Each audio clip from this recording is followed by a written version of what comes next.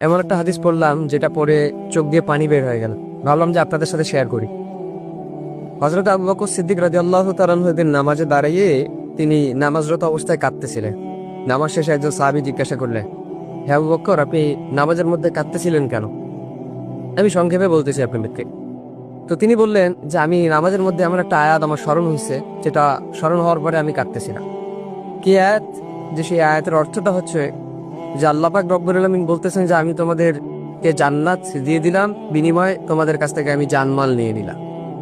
তো সাহাবী বলেন যে হে আবু বকর, এটা তো একটা খুশির সংবাদ যে আল্লাহ পাক আমাদের জানমালের বিনিময়ে আমাদেরকে জান্নাত দিয়েছেন, তো আপনি কাঁদতেছেন কেন?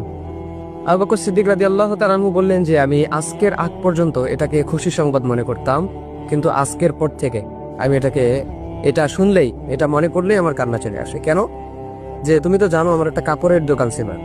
আবু বকর সিদ্দিক রাদিয়াল্লাহু তাআলা আনহু বলতেছেন ওই কাপড়ের দোকানে কয়েকদিন আগে একজন মহিলা কাপড় নিয়ে গেছিল। তো হঠাৎ করে সে আজকে ফিরে আসছে কাপড় নিয়ে, এসে আমাকে বলতেছে যে তুমি তোমার কাপড় ফিরিয়ে নাও, আমার টাকা আমাকে ফেরত দিয়ে দাও। আবু বকর সিদ্দিক রাদিয়াল্লাহু তাআলা আনহু বললেন যে আপনি তো অনেক আগে কাপড় নিয়েছিলেন, এখন ফেরত দেওয়ার কারণ কি?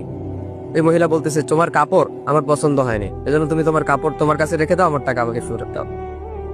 আবু বকর সিদ্দিক রাদিয়াল্লাহু তাআলা আনহু বলতেছেন আমি কাঁদতেছি এটা ভেবে, কিয়ামতের ময়দানে সবাইকে যখন উলঙ্গ করে দাঁড় করানো হবে, সেদিন যদি আল্লাহ পাক রব্বুল আলামিন আমাকে বলে যে আবু বকর তোমার জানমাল আমি তোমাকে দিয়ে দিলাম, বিনিময়ে তুমি আমার জান্নাতকে আমার কাছে ফিরাই দিয়ে দাও, সেদিন আমি আবু বকরের হালত কি হবে?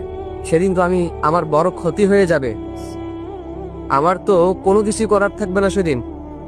এজন্য প্রিয় ভাই, এই হাদিস থেকে এতটুকু শিক্ষা যে আল্লাহ পাক রব্বুল আলামিন আমাদেরকেও যদি কিয়ামতের দিন বলে যে তোমাদের জানমাল তোমাদেরকে ফিরিয়ে দিলাম, বিনিময়ে আমার জান্নাত আমাকে তোমরা ফিরিয়ে দাও, সেদিন আমাদের কি হালত হবে?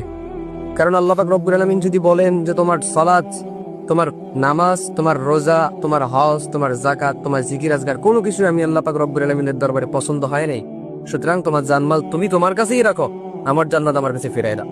তো আপনি ভাবেন তো, অনুভব করেন তো যে সেদিন আমাদের হালতটা কি হবে? সেদিন আমরা কোথায় যাব? আমাদের পরিস্থিতি, পজিশন সেদিন কোথায় থাকবে? সেদিন তো কেউ কাউকে চিনবে না, সবাই শুধু হাহাকার হয়ে ছুটবে এক একটা নেকির জন্য।